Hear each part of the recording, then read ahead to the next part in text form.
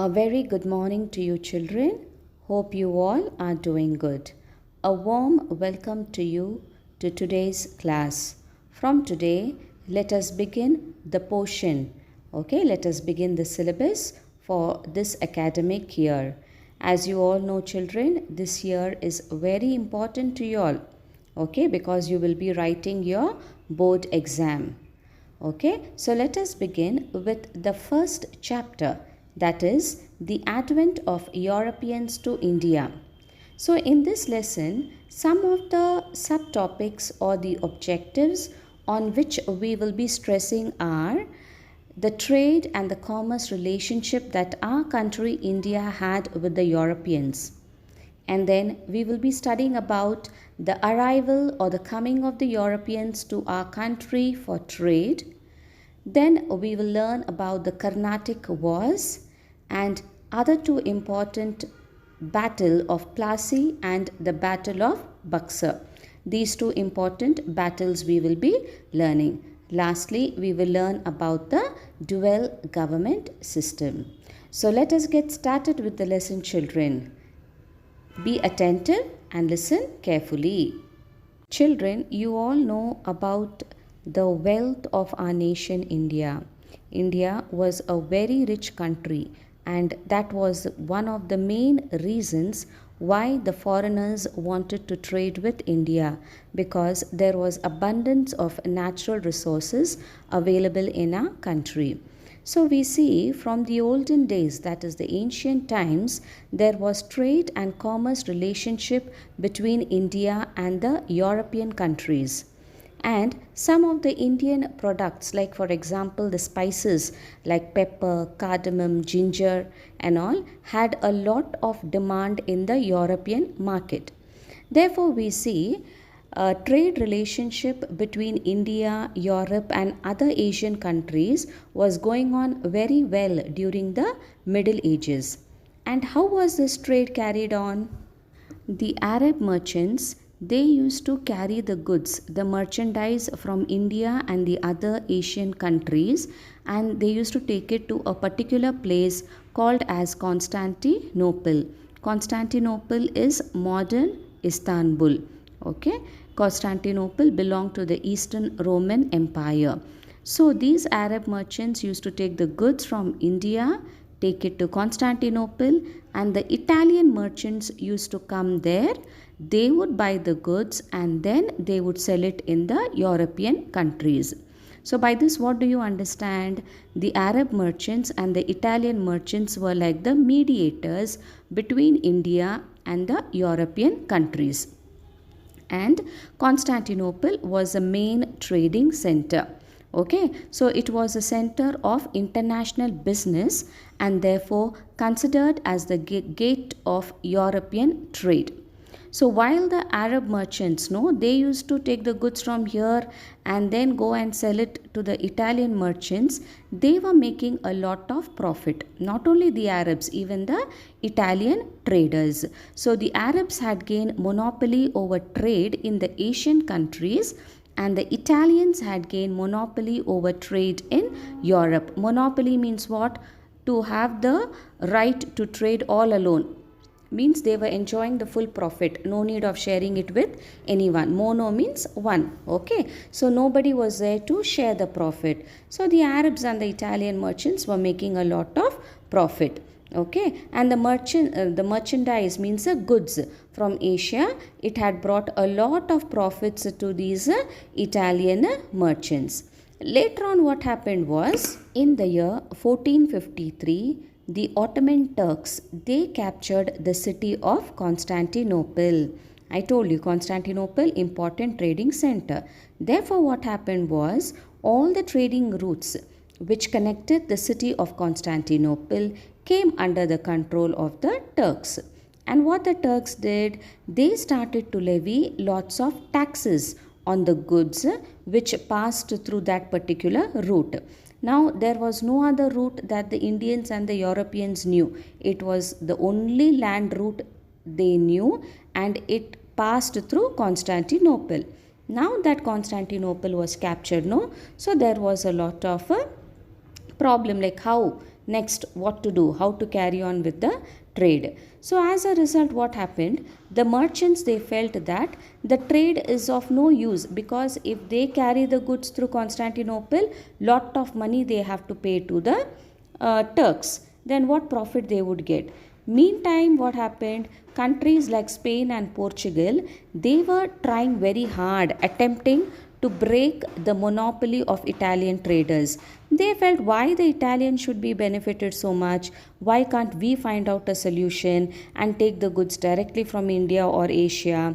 Therefore, keeping that intention in mind, they started encouraging courageous sailors, okay, to find out sea route to India. Land route was in like a question mark because of the Turks capturing Constantinople.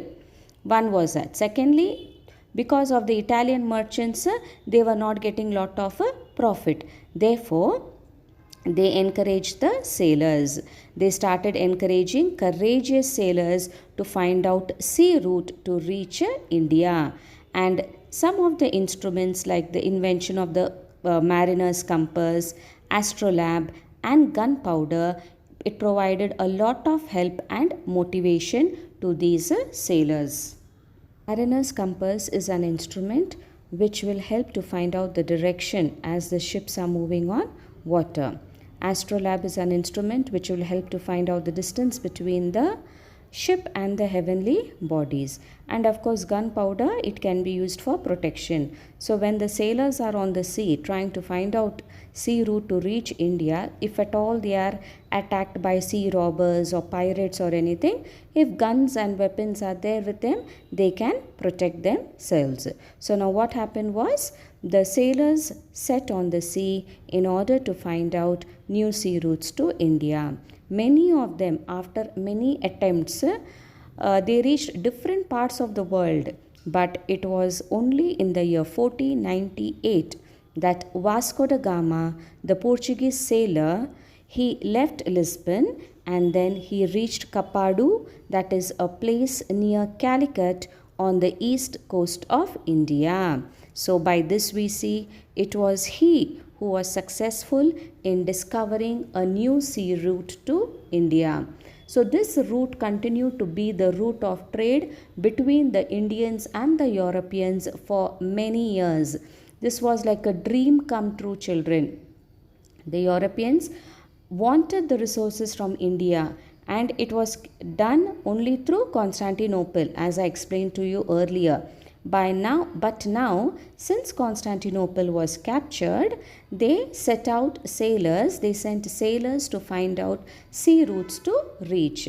And it was only Vasco da Gama who fulfilled that dream. So like this, the Portuguese were the first to re-establish trade between both India and Europe.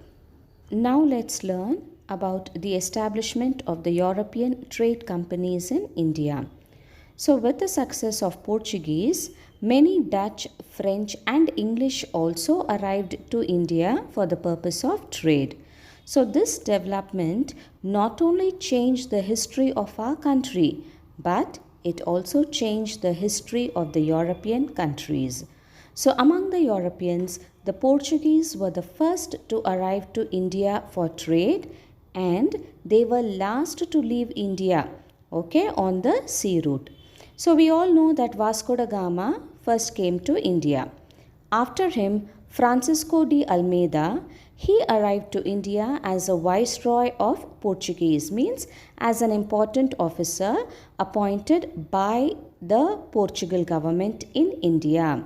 What was the reason for him to come? To trade. It was he who started the Blue Water Policy. So what was that policy? In order to establish the supremacy over the sea, instead the supremacy over lands. So the Portuguese, they were only concerned about trade, okay, and how trade was carried through water. So they said that we found out the sea route and we are superior, so this right belongs to us. So after Francisco de Almeida, Alfonso de Albuquerque, see the pronunciation, children, Alfonso de Albuquerque, he came to India. Actually, he is only considered as the real founder of the Portuguese Empire in India. Soon after he came, he waged a battle. He fought against the Sultan of Bijapur in the year 1510 and he won Goa. You know, children, Goa is a very important place because it became the main administrative center of Portuguese administration in India. Even today, if you go to Goa also, you can see a lot of influence of the Portuguese will be there. So, the Portuguese had absolute monopoly over trade with India for almost a century, that is 100 years. They did not have any competitors. Freely, they enjoyed trade with India. Later on, their power declined. When did it decline? With the coming in of the English and the French. After the Portuguese, the Dutch were the people who came to India. They were from Holland or Netherlands and they established United East India Company in the year 1602 with the aim of doing business with the eastern countries. And they entered countries like India, Java, Sumatra, Indonesia and the regions or the islands which were rich in spices. So, children, you should know that whenever any European country or for that matter any foreign country, they wanted to have trade means what? They have to open or establish an East India Company in India first. And through that company, they can carry on with their business. So, the Dutch who came from Netherlands, they established warehouses. Warehouses means what? They were the places built for storing merchandise or goods. Huge walls were built around and with proper protection and all the goods were stored and kept. And time and again they used to be exported to their country. So these Dutch, they established warehouses in places like Surat, Broch, Kambe, Cochin, Nagapatnam, Masulipatnam and Chinsur. Okay, and even in some other places in India.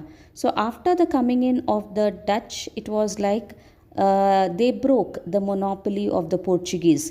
Till then only Portuguese were there, no? But the Dutch felt that they were not able to face the competition from the English and the French. English and the French had also entered by that time. So the Dutch felt no, we cannot fight with them. Therefore, they just left India and they went off to the islands. From there, they were getting spices and they were quite satisfied with that.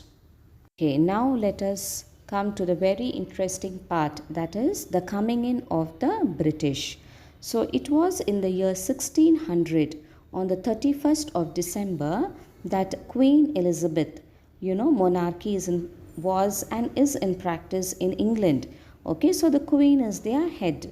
So Queen Elizabeth, she issued a royal charter. That is, she gave the permission, giving the authority to the East India Company to carry on a trade with the eastern countries for a period of 15 years. So the company started the business formally in the year 1613.